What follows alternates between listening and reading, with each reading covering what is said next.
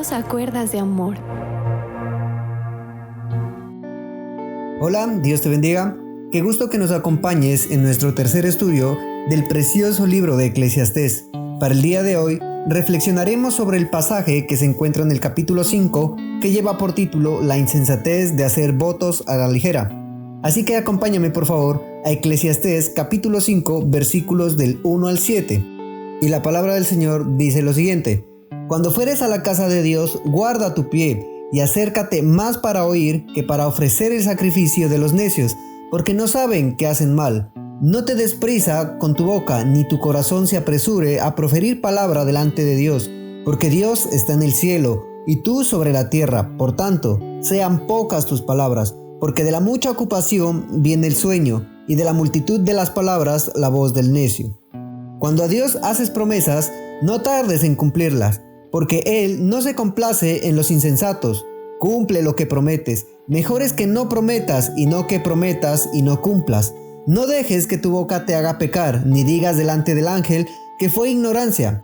¿Por qué harás que Dios se enoje a causa de tu voz y que destruya la obra de tus manos? Donde abundan los sueños, también abundan las vanidades y las muchas palabras, mas tú teme a Dios. Muy bien. Nos encontramos, amigo oyente, en una sección del libro de Eclesiastés donde el rey Salomón se encontraba buscando la satisfacción por medio de actos religiosos. Recordemos que Salomón estaba realizando un experimento en la vida misma, probablemente el único hombre que podía haber realizado esta clase de experimentos por los grandes recursos que disponía. Él había intentado encontrar el contentamiento en la vida a través del estudio de la ciencia, las leyes naturales, la sabiduría y la filosofía, además de el placer, el materialismo, es decir, el vivir para el presente. También el egoísmo, es decir, el vivir para uno mismo. Y luego, este hombre también probó la religión.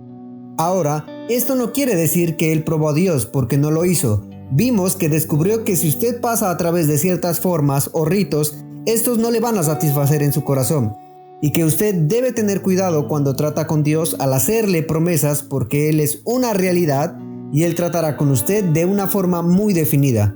Ahora, en el versículo 7 del capítulo 5 de Eclesiastés leemos: Pues donde abundan los sueños, abundan también las vanidades y las muchas palabras, pero tú teme a Dios. El rey Salomón comparó los votos o promesas apresuradas con los sueños o con las pesadillas que no tienen sentido. Y en este contexto se consideran vanidades y una palabrería absurda. Y en medio de tantas palabras insensatas, el escritor nos exhorta o nos invita a tener un temor reverente, respetuoso de Dios. No hay ningún elemento en la vida que pueda sustituir una relación personal con Dios. Algunos utilizan sus experiencias personales para poner a prueba la palabra de Dios, y el proceso debería ser exactamente el contrario. Toda experiencia debe ser puesta a prueba, contrastada con la palabra de Dios. En este sentido, debemos recordar un pasaje significativo del Nuevo Testamento, en la primera carta del apóstol Juan, capítulo 4, versículo 1, que dice: Amados, no creáis a todo espíritu, sino probad los espíritus si proceden de Dios, porque muchos falsos profetas han salido por el mundo. Estimado oyente, ¿su fe en Cristo se apoya en una serie de experiencias determinadas o en la palabra de Dios? ¿Depende de ciertos formalismos o hábitos? ¿Depende únicamente de su estado anímico o de sus emociones? ¿O más bien tiene usted a Cristo?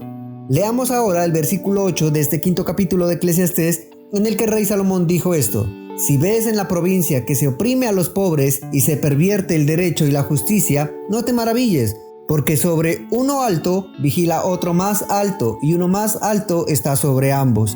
En algunos países existe corrupción en los programas, por ejemplo, especiales de ayuda a los pobres, porque muchos hoy en día están tratando de enriquecerse a costa de los menos favorecidos de la sociedad. Pero Dios juzgará esas situaciones. Aquí en este versículo dice: porque sobre uno vigila otro más alto.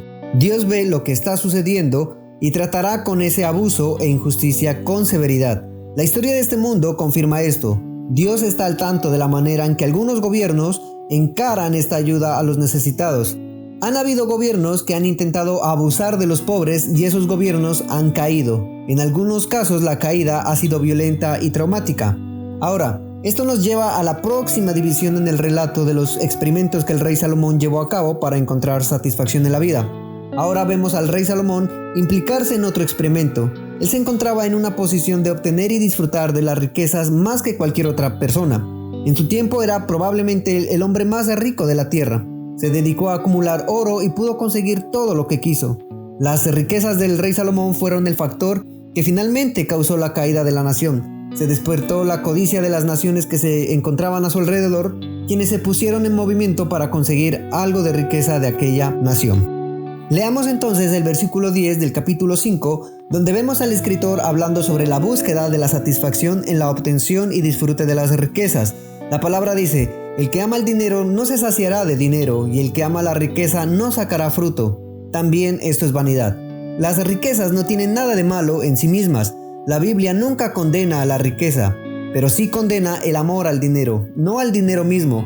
El problema es el amor al dinero, que es la raíz de todos los males, como lo vemos en 1 de Timoteo 6:10. El acumular riquezas solo por el hecho de acumularlas está mal. La actitud de un hombre en cuanto al dinero es el punto en cuestión. No hay nada de malo en el sistema mismo de ganancias vigente en la actualidad. Lo malo está localizado en la gente que está metida en el sistema. Lo que está mal es el amor al dinero. El amor al dinero hace que la gente intente ser rica por el mero hecho de serlo. Y uno puede ver a personas que se han unido vinculadas por un acuerdo para ganar dinero simplemente por esa única motivación. En ciertas regiones del mundo, uno puede observar algunos países donde se permite que un dirigente se enriquezca desmesuradamente, mientras que el resto de los habitantes de esa nación viven en la miseria más extrema. Dios condena esas tristes situaciones, y Él lo condena porque el amor al dinero que ello implica en algunos y por el uso que hacen de ese dinero.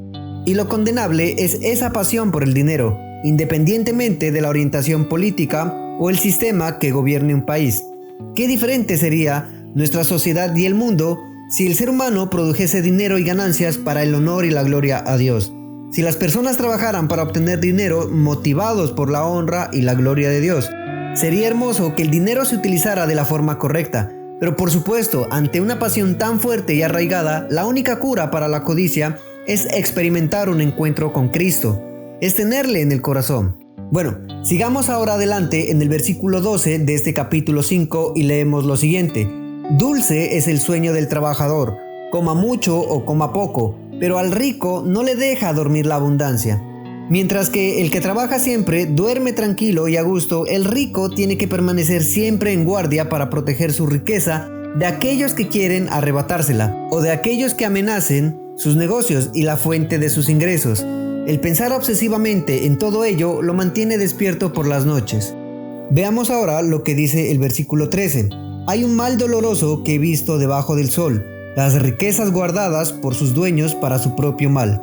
Las riquezas en realidad perjudican más de lo que ayudan a muchas personas. Como acabamos de ver, algunas veces las personas que poseen menos recursos son más felices que los que poseen grandes riquezas. Sin embargo, el apóstol Pablo dijo en Filipenses 4:12 que él sabía vivir en la abundancia y sabía lo que era vivir en la pobreza. Sinceramente hablando, nos agradaría probar ambas opciones. Ahora, el versículo 14, hablando de las riquezas, dice: las cuales se pierden por mal empleadas, y al hijo que ellos engendraron nada les queda en la mano. Es decir, que una persona puede acumular una fortuna y dejársela a su hijo, y él podría gastarla toda. Pero en algunos países hay gente que inteligentemente no dejan que el dinero quede directamente bajo el control de los hijos, sino que lo dejan, por ejemplo, en manos de un abogado, de un administrador o de alguna otra persona de confianza para que lo distribuya entre los hijos en pequeñas cantidades para proteger de esa manera la fortuna familiar.